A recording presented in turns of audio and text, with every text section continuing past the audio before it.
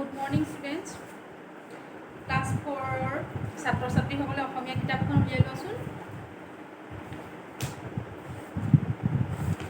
তোমালোকক ক'লৈকে বুজোৱা হৈছিল বাৰু মনত আছেনে?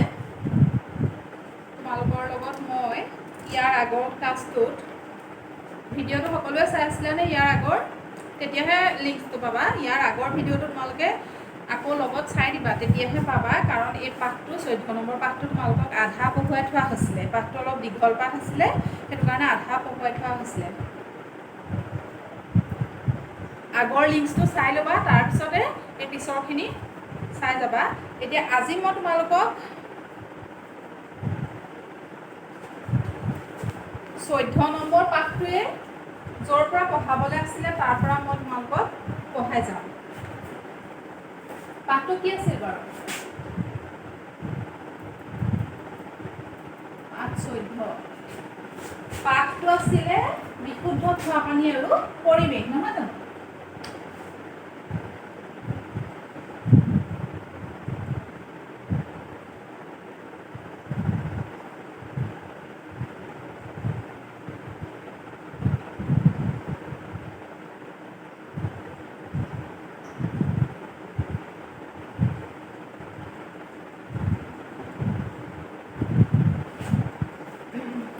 মই বুজাওঁতে কৈছিলোঁ যে এই পাঠটো হৈছে কি কথোপকথন, মানে নাটকৰ নিচিনাকৈ পাঠটো দিয়া হৈছে। এই চৰিত্ৰ আছিলে এজন শিক্ষক আৰু ছাত্ৰ কেইজনমান আছিলে, মলয় হয়নে, আৰু কোন আছিলে ৰবীন, মলয়, বিজয়, শিক্ষকজন হয়নে, তেখেত এই চৰিত্ৰকেইটাৰ মাজতে কিছুমান কথোপকথন হৈ আছিল বিশুদ্ধ খোৱা পানীৰ ওপৰত, নহয় জানো? তেওঁলোকৰ মানে ক্লাছৰ বিজয়হঁতৰ ক্লাছৰ মানে ৰবীনহঁতৰ ক্লাছৰ এটা ল'ৰাৰ গা বেয়া হয়নে নহয়? গা বেয়া হৈছিল আৰু ৰবীনৰো ডায়েৰিয়া হৈছিল, নহয় জানো? ডায়েৰিয়া কি কাৰণে হয় সেইখিনি কথা আমি জানিছিলোঁ। তাৰপিছতে সিহঁতৰ লগৰ সুৰজিত নামৰ ল'ৰাটো ডিচেণ্ট্ৰি হৈছিল হয়নে? তাৰ পৰা আমি শিক্ষকজনে তেতিয়া ডিচেণ্ট্ৰিৰ বিষয়ে তোমালোকক বুজাই কৈছিল, হয়নে নহয়? আমি মানে সেইটো কাৰণে যে বিশুদ্ধ খোৱা পানীৰ অভাৱত কি কি বেমাৰ হ'ব পাৰে সেইখিনি কথা আমি জানি গৈছোঁ। এতিয়া তোমালোকে উলিয়াই লোৱা, আমি ধৰিব পাৰিছা নাই কিতাপখনত? চোৱা, আমি ইয়ালৈকে পঢ়া হৈছিল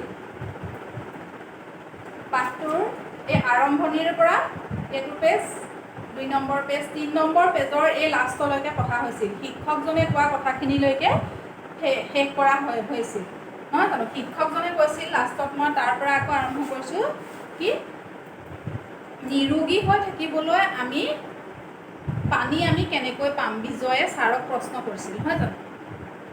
শিক্ষকে কৈছিল, এতিয়া মই পঢ়ি গৈছোঁ, বুজাই গৈছোঁ, তোমালোকে মন কৰি যাবা। শিক্ষকে কৈছিল যে তাৰো উপায় আছে, কথাখিনি তোমালোকে মন দি শুনিবা হওক। যি উৎসৰ পৰে পানী নোলোৱা কিয়, খাবৰ কাৰণে পানী 20 মিনিটমান সময় উতলাই খাব লাগে। পানী উতলাই খোৱাটো বৰ জৰুৰী। বিশেষকৈ এতিয়া বৰ্তমান যিটো পৰিস্থিতি আমাৰ চলি আছে, সেই পৰিস্থিতিটোত কি হয়, আমি সকলোৱে গৰম পানী ব্যৱহাৰ কৰিব লাগে, নহয় জানো? তোমালোকে পেপাৰে পত্ৰই বা কি যিকোনো মেছেজত পাইছে যে গৰম পানী ব্যৱহাৰ কৰিব লাগে, হয় নহয়? গৰম পানী বীজাণুমুক্ত হয়, আচলতে গৰম পানীয়ে বীজাণুটো নাশ কৰি দিয়ে। সেইটো কাৰণে পানী 20 মিনিট উতলাই, আমিতো গৰম পানীটো খালে পিয়াহ নুগুচে, হয়নে নহয়? গৰমে গৰমে পানীটো খাবলৈ পোৱা নাই। পানীটো গৰম কৰি 20 মিনিট উতলাই আকৌ সেই পানীখিনি চেঁচা কৰি খাব লাগে।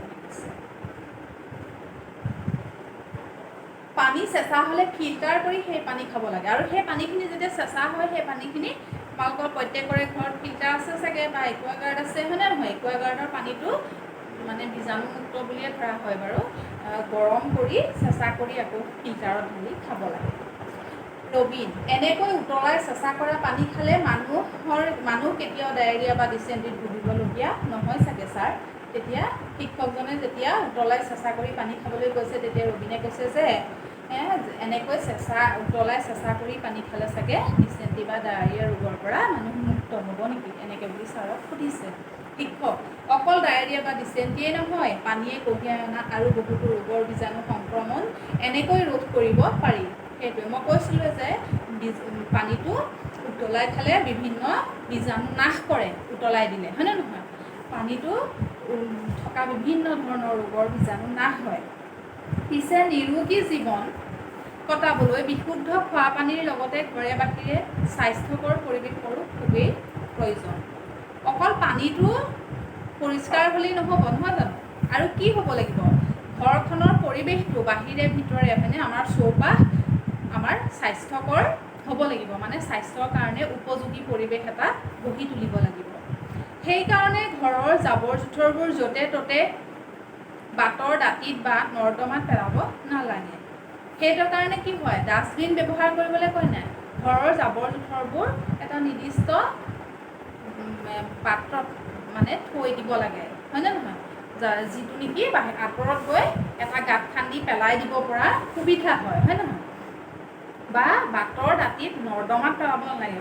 আমাৰ গাঁৱলীয়া ঠাইবিলাকত নৰ্দমা নাথাকে, হয় নহয়? কিন্তু চহৰ বা টাউনত কি হয়, নৰ্দমা থাকে। পানীটো যেতিয়া ক'ৰবালৈ যাব নোৱাৰা হয়, তেতিয়াহ'লে যিকোনো লেট্ৰিন বাথৰুমৰ পানীয়েই হওক বা মানুহবিলাকৰ ঘৰত ব্যৱহাৰ কৰা অতিৰিক্ত পানীখিনি, তাৰমানে বাচন ধোৱা কাপোৰ ধোৱা পানীখিনি সেই নৰ্দমাবিলাক সাজি থোৱা থাকে। পথৰ দাঁতিয়ে দাঁতিয়ে নৰ্দমাবিলাক পকাকৈ বনাই থোৱা থাকে। আৰু সেই নৰ্দমাত কি হয়, জাবৰ জোঁথৰবোৰ যদি পেলাই দিয়া হয়, তেতিয়াহ'লে কি হ'ব পাৰে, সেই নৰ্দমাবোৰ বন্ধ হৈ যাব পাৰে, ব্লক হৈ যাব পাৰে। ব্লক হৈ যোৱাৰ লগে লগে কি হয়, গেলি পচি ব্লক হৈ যোৱাৰ লগে লগে তাৰ পৰা দুৰ্গন্ধ ওলাই, বিভিন্ন ধৰণৰ বেমাৰৰ বীজাণুৰ সংক্ৰমণ হ'বলৈ ধৰে, হয়নে নহয়? সেইটো কাৰণে কৈছে গেলা পচা জাবৰ জোঁথৰ আৰু জীৱ জন্তুৰ মল মূত্ৰত নানাবিধ ৰোগৰ বীজাণুৰ বংশ বৃদ্ধি হয়। বীজাণুৰ সৃষ্টি কেনেকৈ হয়? গেলা পচা জাবৰ জোঁথৰ, হয়নে নহয়?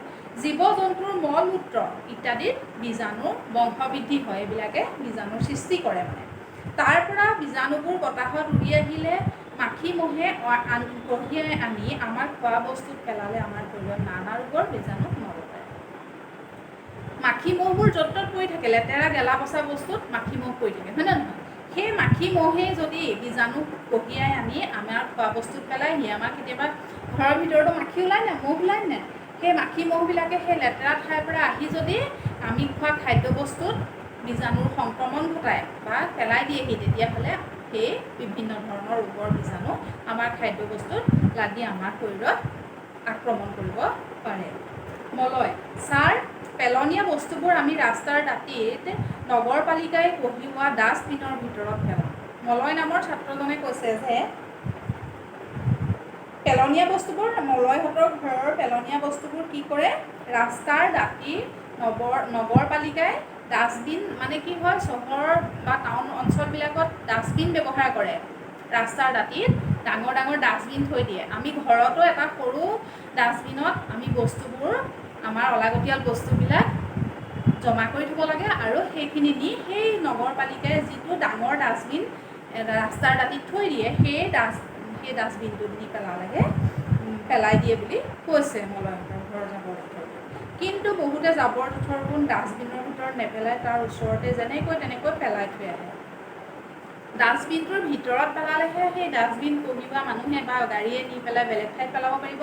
কিন্তু ডাষ্টবিনৰ আশে পাশে যদি বস্তুবিলাক পেলাই দিয়া যায়, তেতিয়াহ'লে কি হ'ব, বিভিন্ন ধৰণৰ বেমাৰৰ বীজাণুৰ সৃষ্টি হ'ব সেই ডাষ্টবিনবোৰৰ বস্তুবিলাকত, নহয় জানো? সেই বস্তুবোৰ গেলি পচি গোন্ধাবলৈ ধৰিব আৰু বিভিন্ন বেমাৰৰ বীজাণুৱেও বাঢ়িবলৈ চল পায় বুলি জানিলোঁ, হয়নে নহয়? আৰু কৈছে যে সেই গেলা পচা বস্তুবিলাকত বীজাণুৰ সৃষ্টি হয়, হয়নে নহয়? আৰু তাত ৰোগৰ বীজাণু বাঢ়িবলৈ চল পায়। গেলা পচা বস্তুবিলাকত কি হয়, বীজাণুৰ সৃষ্টি হয়, আৰু সেই বীজাণুৱে বিভিন্ন ৰোগ বিয়পায় বুলি কৈছে।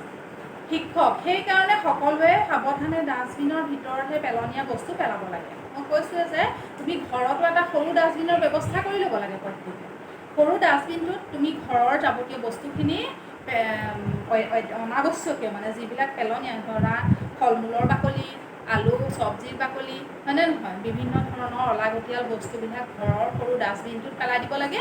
আৰু সেই ডাষ্টবিনটোৰে নি ৰাস্তাৰ দাঁতিত থকা ডাঙৰ ডাষ্টবিনত পেলালে নগৰপালিকাই সেই ডাষ্টবিনটো তাৰ পৰা উঠাই নি বেলেগ ঠাইত পেলাই দিয়ে।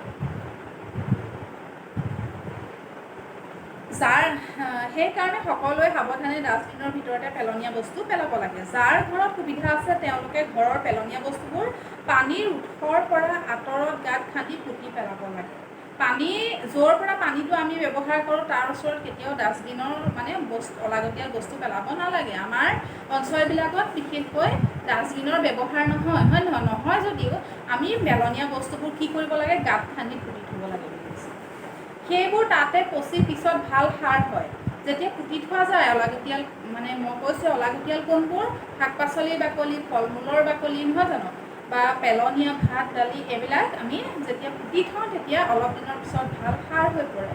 জাবৰ জোঁথৰ পোতাৰ আগতে তাৰ পৰা প্লাষ্টিক, পলিথিন, টেমা আঁতৰাই দিয়ক। কিন্তু সেই বস্তুবিলাকৰ পৰা আমি কি আঁতৰাই থ'ব লাগে, প্লাষ্টিকেই হওক বা পলিথিনৰ টেমাবোৰ আঁতৰাই দিব লাগে। কাৰণ প্লাষ্টিকৰ টেমা, পলিথিন, পানী বটল এইবিলাক পচি নাযায়, হয় নহয়, নষ্ট হৈ নাযায়, সেইবিলাক গেলি পচি নাযায়। সেইটো কাৰণে সেইবিলাক কি কৰিব লাগে, সেইবিলাক যদি আমি একেলগে থওঁ তেতিয়া সি মাটিৰ গুণাগুণ নষ্টহে কৰি পেলায়। এতিয়া সেইকাৰণে মাটিত মিহলি নহয় আৰু মাটি নষ্টহে হয়। গছৰ পাত, কাগজ আদি পুৰি পেলাব লাগে, কাগজ পত্ৰবিলাক পুৰি পেলাব লাগে। অজয়, প্লাষ্টিক পলিথিনৰ পেলনীয়া টেমা চেমাবোৰ নিবলৈ কিছুমান বেপাৰী আহে, তেওঁলোকক সেইবোৰ দিব পাৰিনে? গাঁৱে গাঁৱে বা চহৰে নগৰে কি হয়, আজিকালি প্লাষ্টিকৰ বস্তু নিবৰ কাৰণে কিছুমান মানুহ ঘূৰি ফুৰে, হয় নহয়, সেইবোৰ আমি দি দিব পাৰোঁ নেকি এনেকৈ বুলি শিক্ষকক সুধিছে অজয় বোলা ল'ৰাটোৱে। শিক্ষকে কৈছে পাৰি, তোমালোকে সেইবোৰ বেপাৰীক দিলে বেপাৰীয়ে গৈ প্লাষ্টিকৰ পুৰণা বস্তু লগাই নতুন বস্তু তৈয়াৰ কৰা কাৰখানাত বেচি দিবগৈ। প্লাষ্টিকটো আমি বিভিন্ন কি হয়, প্লাষ্টিকটো আমি নতুন নতুন ধৰণেৰে ব্যৱহাৰ কৰি থাকিব পাৰোঁ। পেলনীয়া প্লাষ্টিকটো আকৌ গলাই মেলি তাক বেলেগ আকাৰ দি, বেলেগ শ্বেপ দি আমি বেলেগ ধৰণে ব্যৱহাৰ কৰিব পাৰোঁ। গতিকে আমাৰ যে প্লাষ্টিক নিবলৈ মানুহে, সেই মানুহবিলাকক যদি আমি ঘৰৰ পেলনীয়া প্লাষ্টিক জাতীয় বস্তুবিলাক দি দিওঁ, টেমা হয়নে, বা প্লাষ্টিকৰ পলিথিন এইবিলাক যদি দি দিওঁ, তেতিয়াহ'লে সেইবিলাক বস্তু নি পেলাই কি কৰে, কাৰখানাত নি পেলাই নতুন বস্তু বনাই পেলাই বুলি কৈছে, বস্তুবোৰ বনাই। সকলোৱে এইদৰে পেলনীয়া বস্তুবোৰ আঁতৰাবলৈ অভ্যাস কৰিলে আমাৰ ঘৰ বাৰীবোৰৰ লগতে আলি পদূলিবোৰ পৰিষ্কাৰ পৰিচ্ছন্ন হৈ থাকিব। তোমালোকে মন কৰাচোন, আমাৰ পৰিৱেশটো বা আমাৰ ওচৰে পাঁজৰে থকা তিনিআলি চাৰিআলিবিলাকৰ যদি প্ৰত্যেকজন মানুহে সজাগ বা সচেতন হয়, তেতিয়াহ'লে যদি ধৰা চিপছ এটা খাইছে ৰাস্তাৰ দাঁতিতে পেলাই দিছে, যদি সেইটো নকৰি আমি নিৰ্দিষ্ট ঠাইত পেলাবলৈ লওঁ, ডাষ্টবিনৰ ব্যৱহাৰ কৰিবলৈ লওঁ, খুব ভাল কথা ডাষ্টবিনৰ ব্যৱহাৰ কৰিবলৈ লওঁ, তেতিয়াহ'লে প্ৰত্যেকেই সজাগ হ'ব, নহয় জানো। য'তে ত'তে পলিথিনৰ মোনাবোৰ নেপেলাই, কাগজ পত্ৰ য'তে ত'তে নেপেলাই যদি আমি এটা নিৰ্দিষ্ট স্থানত পেলাওঁ, তেতিয়াহ'লে আমাৰ ঠাইখন পৰিষ্কাৰ পৰিচ্ছন্ন হৈ থাকিব বুলি কৈছে। মলয়, তেতিয়া আমাৰ চহৰখন কোনেও আৰু ইমান লেতেৰা বুলি ক'ব নোৱাৰিব, নহয়নে ছাৰ? তেতিয়া মলয়ে মনতে ভাবিছে যে আমিবোৰ যদি পৰিষ্কাৰ পৰিচ্ছন্ন হওঁ, নিজে যদি সকলো সজাগ হওঁ, তেতিয়াহ'লে আমাৰ চহৰখনক কোনেও ইমান লেতেৰা বুলি ক'ব নোৱাৰিব, নহয়নে ছাৰ? বুলি সুধিছে। শিক্ষক, ঠিকেই কৈছা, কিন্তু ভুকুতে হয়তো নপকে। প্ৰথমতে তোমালোকৰ প্ৰত্যেকেই নিজৰ নিজৰ ঘৰখনত, তাৰপিছত নিজৰ চুবুৰীটোত স্বাস্থ্যকৰ পৰিৱেশ গঢ়ি তুলিবলৈ সংকল্প লোৱা হয়। এইটো এটা কি সামাজিক কাম, হয় নহয়? এখন সমাজ সুস্থ বা পৰিষ্কাৰ কৰি ৰাখিবলৈ হ'লে সমাজৰ প্ৰত্যেকজন ব্যক্তিৰে কৰ্তব্য থাকে, হয় নে নহয়? আৰু সেইবোৰ আমি জনা হোৱাৰে পৰা, এতিয়া তোমালোক ক্লাছ 4 পাইছা, নহয় জানো? ক্লাছ 4ত এতিয়া তোমালোকে এই পাঠটো পঢ়িছা যেতিয়া, এই পাঠটোৰ পৰা বহুতখিনি জ্ঞান আয়ত্ত কৰিব পাৰিছা। গতিকে তোমালোকে নিজেও সজাগ হ'ব লাগিব যে তুমি প্ৰথম তোমালোকক মই বেছি দূৰলৈ আগবাঢ়ি যাবলৈ কোৱা নাই। তোমালোকে প্ৰথমতে নিজৰ পঢ়া টেবুলখনত থকা অলাগতিয়াল কাগজ পত্ৰবোৰ ওচৰতে এটা ডাষ্টবিন লৈ বা এটা কাগজ এটা ল'লেও হয়, ধৰা কাগজৰ চবৰে ঘৰত ডাষ্টবিন নাথাকিবও পাৰে, হয়নে? কাগজৰ কাৰ্টুন জাতীয় এটা তোমালোকৰ অলাগতিয়াল বস্তুবোৰ থৈ গ'লা, হয় নে নহয়? আৰু তোমালোকৰ য'ত নেকি ঘৰৰ বস্তুবোৰ পেলনীয়া ঠাই থাকে, গাঁত খান্দিয়ে থোৱা হওক বা নগৰপালিকাই যদি নিয়া ডাষ্টবিনৰ ব্যৱহাৰ থকা জেগা থাকে কাৰোবাৰ, তেনেকুৱা ঠাই হওক, সেই ঠাইত নি পেলাই যদি পেলোৱা, তেতিয়াহ'লে তোমাৰ প্ৰথম তোমাৰ নিজৰ ৰুমটো চাফা হৈ থাকিলে, হয় নে নহয়? তুমি ঘৰতো সজাগতা সৃষ্টি কৰিব পাৰা, মা দেউতাহঁতে চাগে জানেই ডাষ্টবিনৰ ব্যৱহাৰ কৰিব হয়নে, শাক পাচলি ফল মূলৰ বাকলি চাকলিবোৰ চাগে নিৰ্দিষ্ট ঠাইত গাঁত খান্দি পুতি থয়েই, আৰু নজনা মানুহকো তোমালোকে সেই জ্ঞান দিব পাৰা যে এইখিনি বস্তু দেখোন এনেকৈ থ'লে সাৰ উৎপন্ন হয়, মাটিৰ গুণাগুণ মানে ভাল হয় হয়নে নহয়। সেইটো কাৰণে এইখিনি যদি এনেকৈ থোৱা যায়, আমি সকলো যদি সচেতন হওঁ তেতিয়াহ'লে আমাৰ চাৰিওফালে মানে এই পৰিষ্কাৰ পৰিচ্ছন্ন হৈ থাকিব বুলি তোমালোকে সজাগতা সৃষ্টি কৰিব পাৰা। সেইটো কাৰণে কৈছে প্ৰথমতে নিজে নিজৰ ঘৰখন, তাৰপিছত চুবুৰীটো স্বাস্থ্যকৰ পৰিৱেশ গঢ়ি তুলিবলৈ সংকল্প ল'ব লাগে। সেই উদ্দেশ্যে আজি তোমালোকক যিখিনি কথা শিকিলা সেইখিনি কামত লগাবলৈ আজিৰে পৰা আৰম্ভ কৰা। সেয়া ময়ো মোৰ ফালৰ পৰা কৈছোঁ যাতে তোমালোকে এই পাঠটো শিকাৰ পৰাই বুজি মানে পাঠটো পঢ়াৰ পৰাই তোমালোকে সজাগ হোৱা যে নিজৰ পৰিৱেশটো স্বাস্থ্যকৰ কৰি ৰাখিবলৈ হ'লে পৰিৱেশটো সদায় পৰিষ্কাৰ পৰিচ্ছন্ন কৰি ৰাখিব লাগিব। গতিকে নিজে প্ৰথমতে সজাগ হ'বা, তাৰপিছতে ঘৰখন, তাৰপিছতে ওচৰ চুবুৰীয়া কোনোবা নজনা ব্যক্তি থাকিলে তেওঁলোকক বুজাই ক'বা। তেতিয়া সকলো সজাগ সচেতন হ'লে দেখিবা যে তোমাক দেখি ওচৰৰ গাঁওখনৰ মানুহবিলাকো সচেতন হৈছে। তেনেকৈ বাঢ়ি কি হৈ যায়গৈ, তুমি তোমাৰ ঠাইখন হয়নে নহয়, প্ৰথমতে গাঁওখন, তাৰপিছতে ওচৰৰ চুবুৰী, প্ৰথম চুবুৰী, তাৰপিছত গাঁও, তাৰপিছত এনেকৈ বাঢ়ি ধৰা তুমি ৰাজ্য দেশ এনেকৈ ডাঙৰ মানে উচ্চ চিন্তা কৰিবগৈ পৰা হ'বা এদিন। তোমালোকৰ আৰ্হিয়ে লাহে লাহে বহুতকে নিশ্চয় এনে কাম কৰিবলৈ উৎসাহ যোগাব। দেখিছানে, মই কৈছোঁ যে এইটো খুব ভাল কাম। গতিকে এই আৰ্হিটো যদি তুমি দেখুৱাব পাৰা তেতিয়া কি হ'ব, সকলোকে এই কামটো কৰিবলৈ উৎসাহ যোগাব বুলি কৈছে। তোমাক দেখি তোমাৰ ঘৰৰ ভণ্টীয়ে কৰিব, ভাইটিয়ে কৰিব হয়নে নহয়, ওচৰ চুবুৰীয়া ভাইটি ভণ্টিহঁতে কৰি যাব। গতিকে তুমি উৎসাহ যোগাবলৈ সক্ষম হ'বা বুলি কৈছেগৈ লাষ্টত শিক্ষকজনে। বুজি পালা? তোমালোককো মই মোৰ ফালৰ পৰা আজি সেইখিনি কথাকে কৈছোঁ যাতে সকলো সজাগ হোৱা, সচেতন হোৱা, সকলোকে এই সুস্বাস্থ্যকৰ এটা পৰিৱেশ গঢ়ি তুলিবলৈ সক্ষম কৰি তুলিব পৰাকৈ নিজে প্ৰথমতে ঠিক হৈ লোৱা, তাৰপিছতে আনক শিকাবা বুলি আশা ৰাখিলোঁ। এতিয়া পাঠটো শেষ হৈছে, ইমানতে অনুশীলনলৈ যোৱা। চব প্ৰশ্নত আছে কি, 1 নম্বৰত আছে ক ডায়েৰিয়া, ডিচেণ্ট্ৰি আদি পেটৰ বেমাৰ কি কাৰণে হয়? কি কাৰণে হয়? বীজাণুযুক্ত খোৱা পানীৰ কাৰণে, মানে খোৱা পানীৰ কাৰণে আচলতে এই বেমাৰবোৰ হয়, হয়নে নহয়? এতিয়া লিখিবা যে আমি খোৱা পানী যদি বিশুদ্ধ নহয়, বিশুদ্ধ হয় বুলি নিলিখিবা আকৌ, বিশুদ্ধ নহয় বুলি লিখিবা। বিশুদ্ধ হয় বুলি লিখিলে সম্পূৰ্ণ ভুল হ'ব। বিশুদ্ধ মানে কি? বীজাণুমুক্ত। আমি যদি খোৱা পানী বীজাণুযুক্ত বা বীজাণুমুক্ত হয়, বীজাণুযুক্ত হয় বুলি লিখিবা, বীজাণুযুক্ত হয় নাইবা বিশুদ্ধ নহয়। শব্দটো মন কৰিছানে? যে আমি ব্যৱহাৰ কৰা পানী যদি, খোৱা পানী যদি বিশুদ্ধ নহয় বা বীজাণুযুক্ত হয়, তেতিয়া আমাৰ ডায়েৰিয়া, ডিচেণ্ট্ৰি ইত্যাদি পেটৰ বেমাৰ হ'ব পাৰে। বুজি পালা? নাক, নলীনাদ আদিৰ পানী কেনেকৈ দূষিত হ'ব পাৰে? এই পাঠটো পঢ়াই যাওঁতে তোমালোকে মন কৰিছিলানে? নাক নলীনাদৰ ওচৰে পাজৰে যদি আমি পেলনীয়া বস্তুবোৰ পেলাওঁ হয়নে নহয়, তেতিয়া কি হয়, সেই তাৰ পৰা যিবিলাক বেমাৰৰ বীজাণু উৎপন্ন হয়, গেলি পচি যিবিলাক বেমাৰৰ বীজাণু উৎপন্ন হয়, সেই বেমাৰৰ বীজাণুৱে সেই পানীত মানে আক্ৰমণ কৰিব পাৰে। আমি খালী চকুৰে নেদেখা বিভিন্ন ৰোগৰ বীজাণু তেনে পানীত থাকিব পাৰে আৰু পানী দূষিত কৰিব পাৰে। পানী বীজাণুমুক্ত কৰাৰ উত্তম উপায় কি? পানী বীজাণুমুক্ত কৰাৰ উত্তম উপায় শিক্ষকজনে কৈছিলে যে যি উৎসৰ পৰাই পানী নোলোৱা সেই পানীখিনি কি কৰিব লাগে, 20 মিনিট উতলাই চেঁচা কৰি ফিল্টাৰ কৰি খাব লাগে। সেইকেইটা কথা গোটেইকেইটা সামৰি লিখিবা। ঘৰৰ জাবৰ জোথৰ আৰু পেলনীয়া বস্তুবোৰ কেনেকৈ আঁতৰাব লাগে? মই তোমালোকক সামগ্ৰিকভাৱে পাঠটো পঢ়াই যাওঁতে কৈয়ে গৈছোঁ। জাবৰ জোথৰ আৰু পেলনীয়া বস্তু কেনেকৈ আঁতৰাব লাগে, ডাষ্টবিনৰ ব্যৱহাৰৰ পৰা ধৰি গেলা পচা বস্তু মানে কি অলাগতিয়াল বস্তুবিলাক মাটিত গাঁত খান্দি পুতি থ'ব লাগে, আৰু পলিথিন জাতীয় বস্তুবিলাক ঘৰলৈ পলিথিন নিবলৈ বা প্লাষ্টিকৰ বস্তু নিবলৈ অহা মানুহৰ হাতত দি সেইবিলাক আঁতৰাই পঠিয়াব লাগে। সেইখিনি কথা লিখিবা। এতিয়া ভুল কথাবোৰ কাটা বুলি আছে, ডায়েৰিয়া ৰোগত ৰোগী আমাৰ দেশত প্ৰতি বছৰে প্ৰায় 10 লাখ শিশুৰ মৃত্যু হয়। আমি পাঠটোত কি বুলি পাইছিলোঁ বাৰু মনত আছেনে?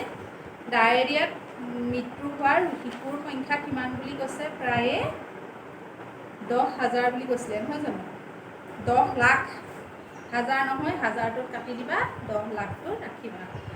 ফটফটীয়া পানী, পৰিষ্কাৰ পানীত ৰোগৰ বীজাণু থাকিব পাৰে নোৱাৰে? ফটফটীয়া হ'লেও আমি খালী চকুৰে নেদেখা কিছুমান ৰোগৰ বীজাণু থাকিব পাৰে, হয় নহয়? গতিকে ফটফটীয়া পৰিষ্কাৰ পানীত ৰোগৰ বীজাণু থাকিব পাৰে, তোহে শুদ্ধ, নোৱাৰেটোত কাটিবা। চেনিটাৰী পায়খানা, চেপ্টিক টেংক, খোৱা বস্তু, চেপ্টিক টেংক খোৱা পানীৰ উৎসৰ পৰা কমেও 6 মিটাৰ 10 মিটাৰ দূৰত্বত থাকিব লাগে। কি বুলি পাইছিলা?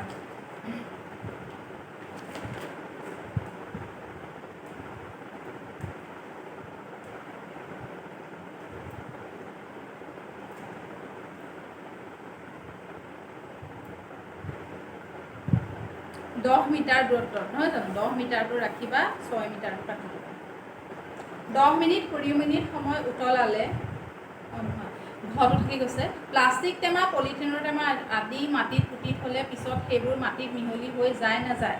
যায় নে নাযায়? নাযায় ন? যায়টোত কাটি দিবা, নাযায় ৰাখিবা। 10 মিনিট / 20 মিনিট সময় উতলালে পানী সম্পূৰ্ণৰূপে বীজাণুমুক্ত হয়। 20 মিনিট ৰাখিবা, 10 মিনিট কাটি দিবা। শব্দাৰ্থখিনি মন কৰিবা। পুষ্টি, স্বাস্থ্য উন্নত কৰিব পৰা গুণ, নিউট্ৰিশ্যন। ডায়েৰিয়া এটা ৰোগৰ নাম। ডিচেণ্ট্ৰি এটা ৰোগৰ নাম। উচ্চশা পৰিচৰ্যা, শৌচ, ষ্টুল। খাওঁ, ডিচেণ্ট্ৰি ৰোগত শৌচৰ লগত ওলোৱা এবিধ পিছল বস্তু। এটা মানে কি, যেতিয়া ডিচেণ্ট্ৰি হয় তেতিয়া খাব পাৰে বুলি কয়, পায়খানাৰ লগত ওলাই এটা বিজল জাতীয় পদাৰ্থ। ফটফটীয়া, ক্লিয়াৰ, বীজাণু, জাৰ্ম, নাদ, কুঁৱা, নলী, নাদ, দমকল, নগৰপালিকা, মিউনিচিপেল অথৰিটি, আচলতে নগৰ অঞ্চলবিলাকত থাকে। যোৰা, জইন, উৎস, উৎপত্তিৰ ঠাই, বিষাক্ত পদাৰ্থ, পয়জনিয়াছ মেটাৰ, দূষিত, লেতেৰা, আশংকা, ভয়, মলমূত্ৰ, শৌচ পেচাব, পায়খানা, লেট্ৰিন, জাবৰ জোঁথৰ আৱৰ্জনা, সংক্ৰমণ, খুচৰা কাৰ্য, উতলা, বইল, বিশুদ্ধ, নিৰ্মল, স্বাস্থ্যকৰ, হেল্ডি, পৰিৱেশ, পাৰিপাৰ্শ্বিকতা, বংশবৃদ্ধি, উৎপাদন, প্ৰজনন, গাত, পিত্ত, স্বাস্থ্যকৰ, হাইজেনিক, চেনিটেৰী, গেলা পচা মানে যিটো লেতেৰা, হয়নে? ডিকম্প'জড। সাৰ, শস্যৰ খাদ্য, সংকল্প, প্ৰতিজ্ঞা, আৰ্হি, আদৰ্শ, আইডেল, মডেল, নহয় জানো? শব্দাৰ্থখিনিও চাবা, প্ৰশ্ন উত্তৰখিনি কৰিবা, পাঠটো ভালদৰে পঢ়িবা। তোমালোকৰ কাৰণে বৰ প্ৰয়োজনীয় পাঠ, নহয় জানো? জানিবলগীয়া কথাও বহুতখিনি আছে। পাঠটো ভালদৰে 2-3 বাৰ পঢ়িবা। আগৰ ভিডিঅ'টোৰ লগত এই ভিডিঅ'টো মিলাই তোমালোকে চাই পাঠটো আয়ত্ব কৰিবা, লগত প্ৰশ্ন উত্তৰ অনুশীলনীখিনি কৰি পেলাবা বুলি আশা ৰাখিলোঁ। লগত শব্দাৰ্থখিনিও চাবা। আজিলৈ তেতিয়াহ'লে এইটো পাঠ ইমানতে সামৰোঁ। ইয়াৰ পিছত আমি 15 নম্বৰ পাঠলৈ